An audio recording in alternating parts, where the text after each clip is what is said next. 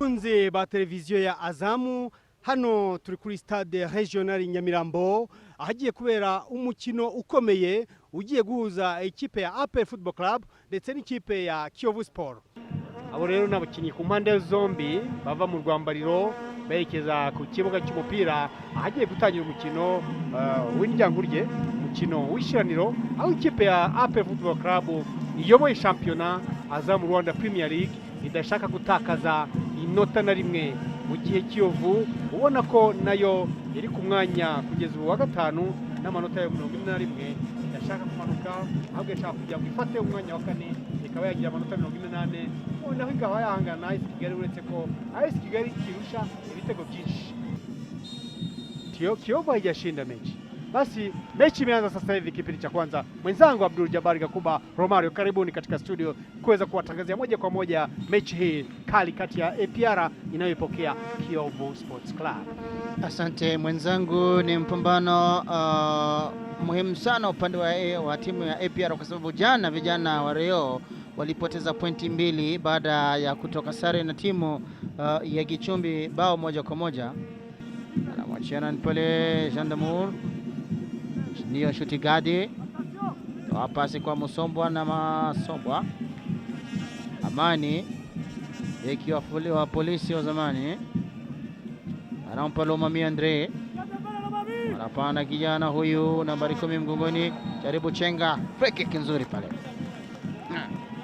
free kick nzuri Bao Henri. Kwa hiyo ni 2-2 ndio na refa anaambia jameni sitaki kelele hapa. Hiyo ni Alexi Ngimana akikabiliana skoma huyo jamaa, analeta kona lakini fupi kule, hatari shote pembeni. Itakuwa ni kona nyingine, kona ya 3 upande wa Apr. Anaanza mbwembwe zao sasa. Kona huyo alikuwa Iranzi Jean-Claude ambaye amejaribu yaragejeje shoti ate kino birate baba agaruka ariko Hervero gwirashizeho umutwe arenga, lakini hewe nabo bari bamuhaye umwanya, Herve niba tamwitondera nawe niba muntu usigaye utsindisha imitwe hamwe n'uyu mugenzi we Abdul Rwatubyaye.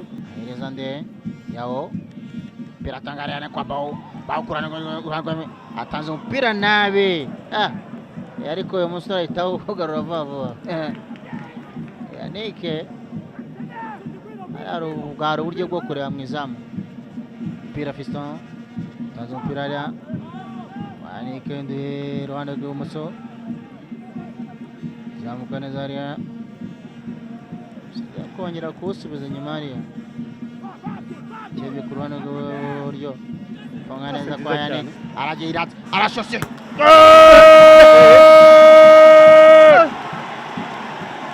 igitego cya mbere cha Iranzi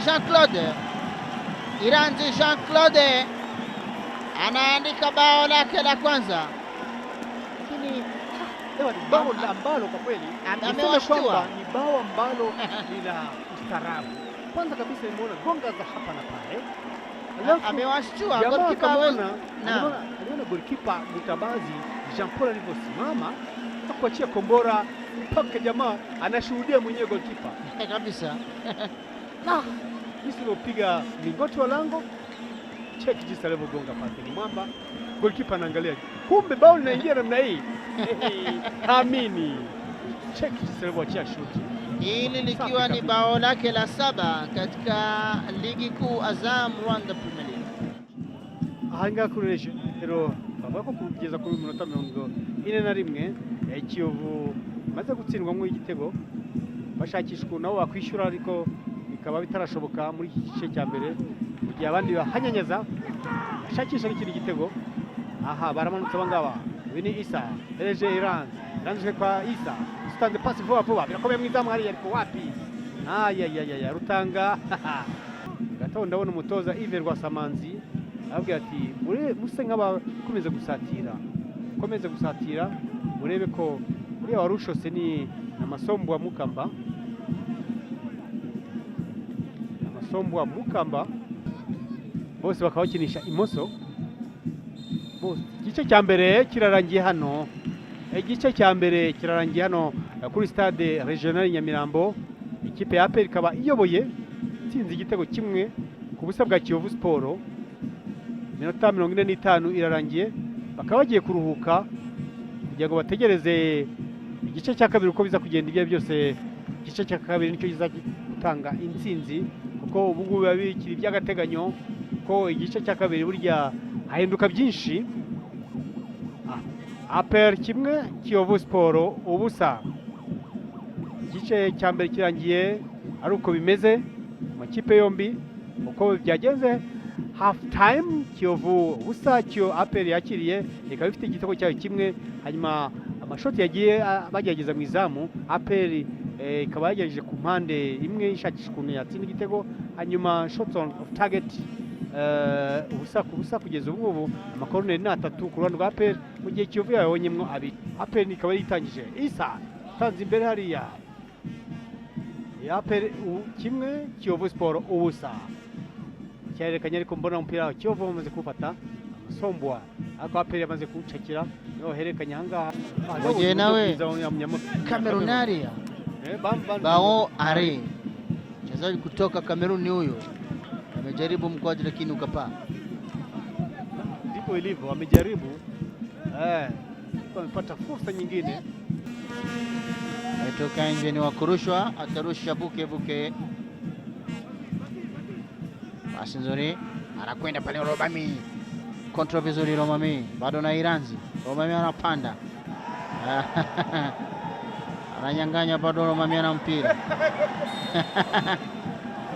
Hapa kosa hapa. Kosa. Na wanakwenda kupigana sasa hapa.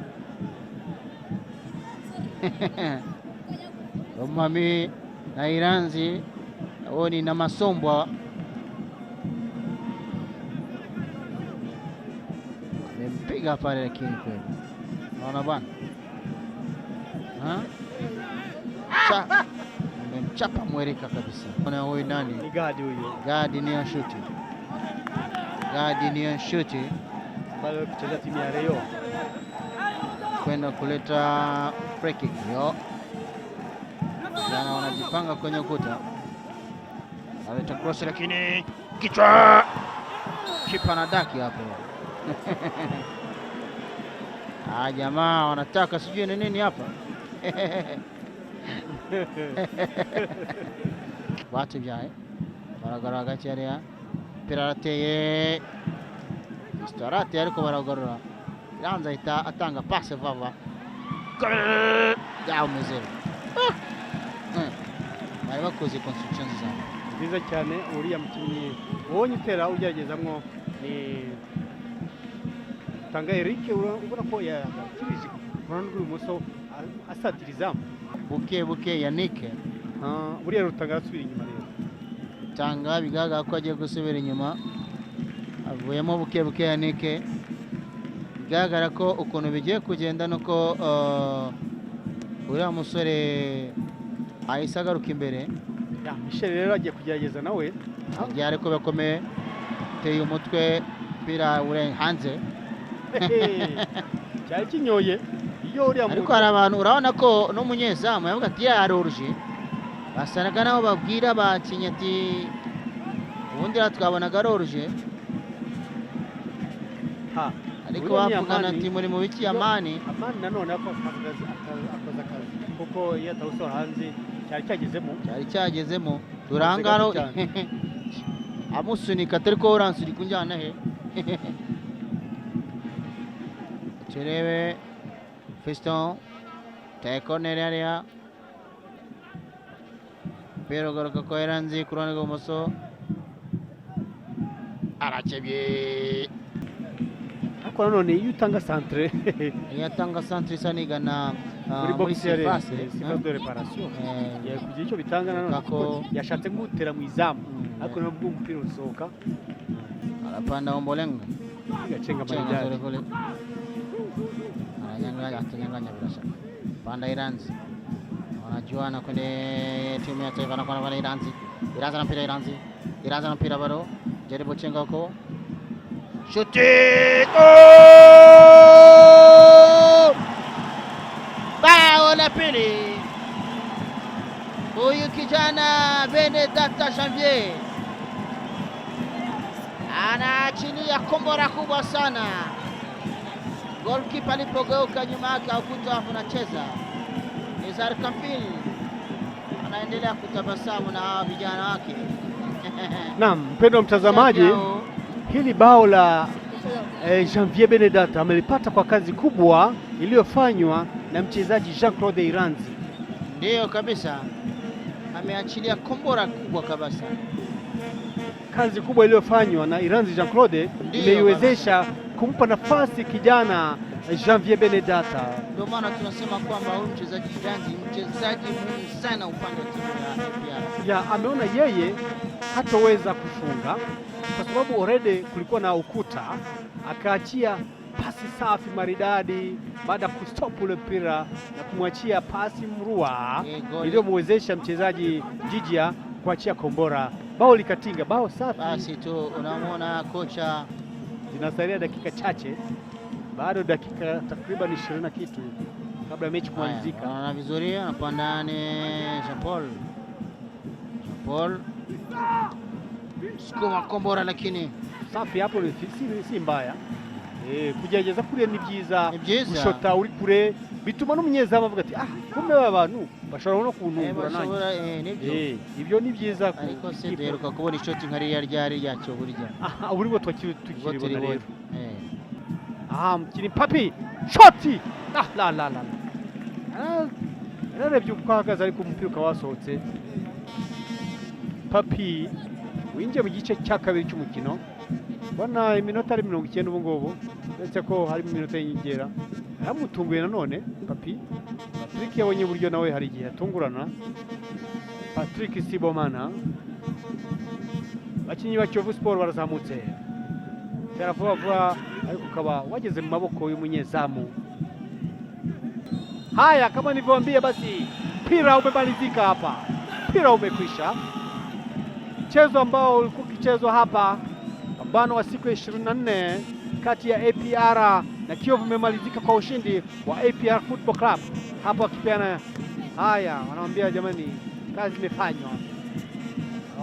APR anamwambia bana, kazi imemalizika, huku Kiyovu kiwapa pole kwa kupoteza alama hizi 3 leo hii.